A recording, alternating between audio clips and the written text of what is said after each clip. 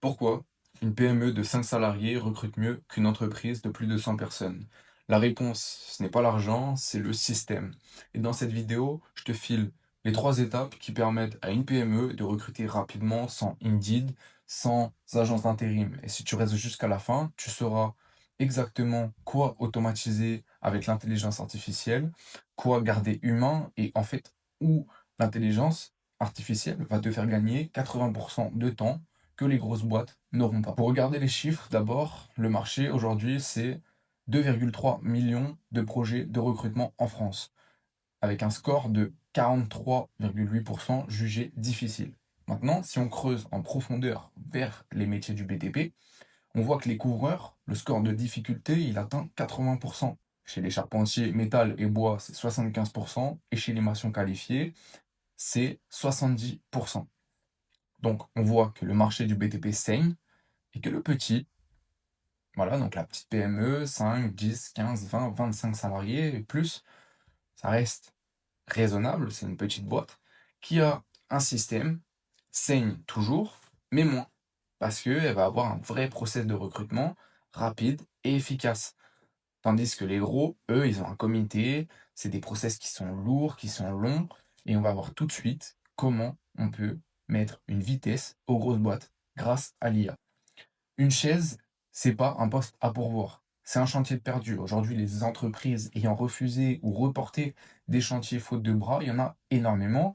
C'est plus de 63%. Un cas observé sur le terrain, par exemple, des devis refusés par un artisan faute de bras, jusqu'à 80 000 euros. Et c'est pas un cas isolé, il y en a plein. Maintenant, il y a aussi le coût d'un recrutement raté. Un ouvrier qualifié, c'est 20 à 30 000 euros sur une période de 6 à 9 mois de salaire. Et ça peut aller jusqu'à 45, 100 000 euros si c'est un gros poste, un cadre. Et il y a aussi les candidats qui disparaissent. Voilà, c'est une perte de temps, ça. 70 à 80%, ils répondent une fois, plus rien. Ni email, ni SMS, ni présence en entretien. Donc on voit qu'aujourd'hui, sur le marché global, les délais de recrutement, ils sont de 60 à 90 jours. Pourquoi les majors sont coincés, les grosses boîtes comme Eiffage, Bouygues, Vinci, etc. Les étapes de process de recrutement, il y en a au moins 4, minimum. Tandis que sur une PME, il y a un décideur, c'est tout. Il y a que lui qui choisit, voilà, ok, lui on va le signer. Tandis que dans les grosses boîtes, il y a des comités d'éthique, des DPO obligatoires, etc. Toi, tu envoies un SMS depuis le chantier, c'est tout. Ensuite, si tu veux mettre un nouveau système en route, toi, ça prend une soirée entre la douche et le dîner. Les grosses boîtes, c'est des gros process. C'est plus de 90 jours. Et ensuite, on voit que chez les grosses entreprises, 80% envisagent d'interdire ChatGPT en interne. Toi, si tu as compris, voilà, tu es dans cette vidéo, c'est que tu t'intéresses à l'IA, tu te dis, moi, si je commence à intégrer l'IA dans ma boîte, je vais prendre de l'avance sur mes concurrents. C'est obligé. Et ceux qui le font maintenant vont creuser l'écart. Et ceux qui restent encore à l'ancienne aujourd'hui, eh bien, ils vont avoir beaucoup, beaucoup de mal à rattraper. Toi, tu veux pas faire partie de ces gens-là.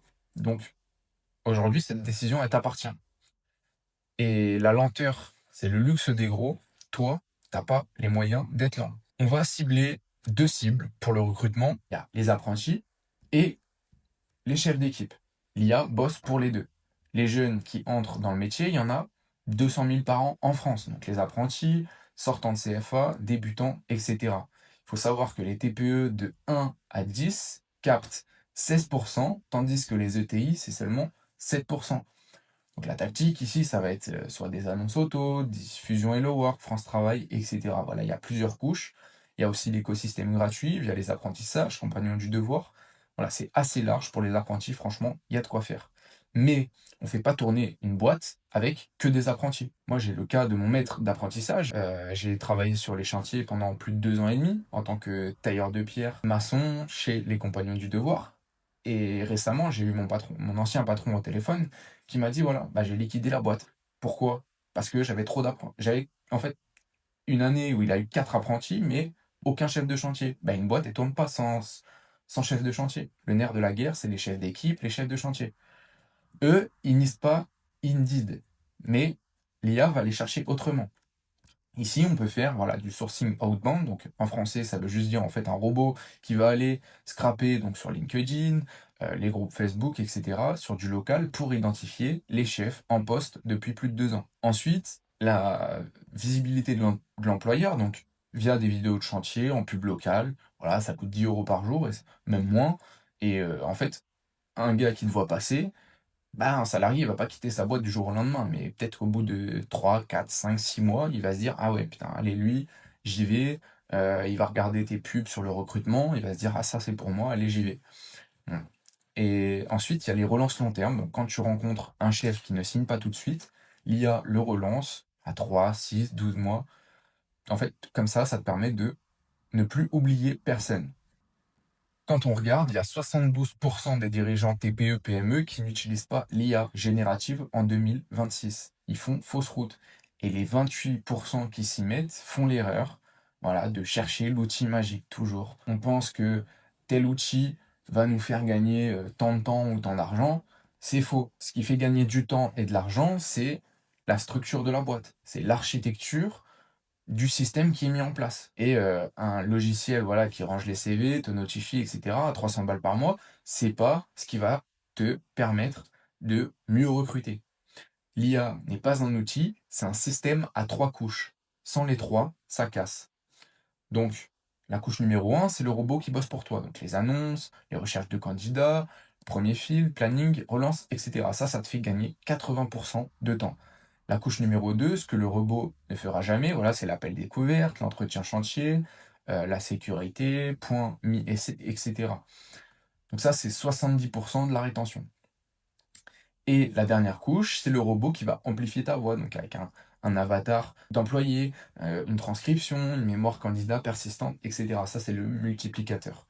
Le robot qui bosse pour toi, ça va être une annonce générée, la diffusion Hello Work, la diffusion France Travail, les filtres par formulaire intelligent et le temps administratif gagné. Donc, le robot fait l'admin, toi, tu fais l'humain. Là où l'humain reste irremplaçable, mais il n'est plus seul, c'est le premier contact humain. Un appel découverte, visite chantier. En fait, l'IA, elle t'a déjà filé un dossier complet sur le candidat, toi, tu écoutes la voix, tu lis la gestuelle, tu décides. Ça, c'est le rapport humain. Ensuite, voilà, la journée sécurité, donc l'IA, elle peut te générer une fiche de poste, la checklist, etc. Toi, tu as juste à faire la première journée avec le gars, ou alors tu le mets avec un chef de chantier, etc. Voilà, ça, c'est après, c'est de l'humain, en fait. Et ça, ça reste irremplaçable. Le robot ne signe pas un chef de chantier, mais il le déshabille avant que tu rentres dans la pièce. Ça, c'est une belle métaphore. L'IA n'entre pas dans la pièce, elle te prépare avant et débrief après. Donc avant l'entretien, la préparation, c'est en fait l'IA qui va te filer un dossier complet sur Louis, son parcours, ses 3 derniers chantiers, le profil de son patron actuel, les chantiers que tu as lancés, qui pourraient lui parler, etc. Tu entres dans la pièce avec 10 minutes d'avance mentale. Et ensuite, après, la mémoire et l'analyse, ça c'est la transcription automatique de chaque appel, chaque entretien. Ça va te permettre d'avoir une mémoire sur tes candidats qui va rester. Le pilote se souvient que Louis a 2 gosses et préfère les chantiers à moins de 30 km. Et en fait, à chaque process, l'IA améliore ton scoring, tu signes mieux à chaque embauche. C'est pas un robot qui parle à ta place, c'est un cerveau en plus dans ta poche. Donc en gros, l'IA, il faut la voir comme un copilote qui va te permettre d'améliorer, d'amplifier un bon process de recrutement. Voilà. Et elle va se souvenir pour toi et apprendre à chaque embauche. Aujourd'hui, l'écosystème gratuit que tu ignores peut-être, c'est l'argent qui est sur la table. Il faut juste une PME assez agile pour le ramasser. Donc ça va être par exemple avec la préparation opérationnelle à l'emploi individuel, la FPR, action de formation préalable de recrutement, l'AFPA, les compagnons du devoir, apprentissage, et la cooptation. En fait, les majors, ça, ils les utilisent très peu. Et c'est trop manuel en fait pour leur process. Toi, si tu rentres dedans avec ton système, tu fais un carnage. Après, attention, le CNIL, c'est le piège RGPD qui tue les naïfs. Casper, c'est 240 000 € d'amende. Sanction CNIL à cause du scrapping LinkedIn. France Travail, c'est 5 millions à cause d'un défaut de sécurité de données. Le RGPD ne tue pas les petits malins, il tue les gros, lents et les petits bordéliques. Donc ça, il faut faire attention. Maintenant, le funnel en 36 heures chrono. Donc, une annonce générée, diffusée sur Hello Work, même Facebook, France Travail, etc. Ça, c'est le robot. Ensuite, tu as ton premier CV reçu. L'IA va scorer et elle t'envoie ça sur ton mobile. Tu as 3 fiches sur ton téléphone. Et demain, tu vas avoir un score et une transcription grâce au robot. Toi, tu rappelles toi-même les 2 meilleurs. Tu as une visite de chantier avec le gars et une promesse d'embauche. C'est signé, voilà. En 36 heures, c'est fait. Et tu signes pas n'importe quoi parce que tu vas avoir de la data sur les personnes. Après, voilà, c'est une période d'essai et derrière, tu vas te faire ton propre avis sur la personne.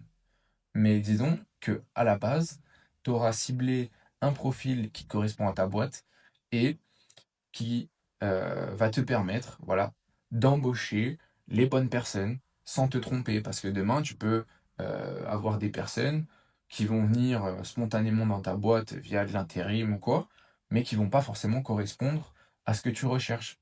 Grâce à ce process, tu vas cibler les bonnes personnes. Si tu veux qu'on regarde ensemble ce que tu pourrais installer dans ta boîte, c'est 30 minutes, je te fais un audit gratuit, sans engagement bien sûr. Tu réserves, tu cliques, c'est le premier lien en description. Passe par mon Calendly ou mon WhatsApp directement si tu préfères, c'est comme tu veux. Et je te dis à la prochaine.